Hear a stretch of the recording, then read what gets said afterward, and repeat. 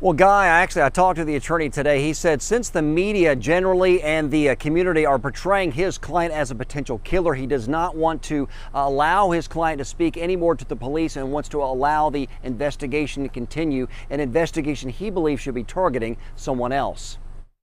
Over the weekend, Birmingham police announced they were looking for Julian Morris. Since they claim he was the last one to see DeAndre Cottrell before his murder, they wanted to interview him again. With everyone pointing fingers at him, there's no way as his attorney is going to advise him to come talk now, because he's already been pointed out as a bad guy, and he's not. Police found Cottrell's body in this shed along East Lake's Fifth Alley on Saturday. Today we were given this exclusive security video from the night of the murder. It shows Cottrell casually walking through someone's backyard during a downpour. What do you think that says? That says that Julian's not the person that committed this crime. But there are other people that need to be investigated. On Monday, Cottrell's sister Angelica told us she spoke with Morris on the phone only hours after her brother disappeared. The following day, on the 5th, Julian called and he told me that he had put my brother in a house. How do you respond to that?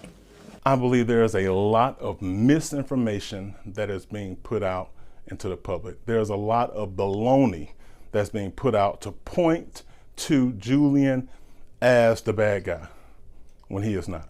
So far, police are calling Morris a person of interest. Revel characterized his client as a loving partner of 3+ years who was in mourning. The reason he's just a person of interest is because he's not the one who did this. Somebody did, and we need to find out who that person is. Now, we did reach out to Cottrell's sister this afternoon to see if she had any comments or reaction to the attorney's statements. She said out of respect for the investigation, the family did not want to make any more comments at this time. Live in Birmingham, John Papke, WVTM 13.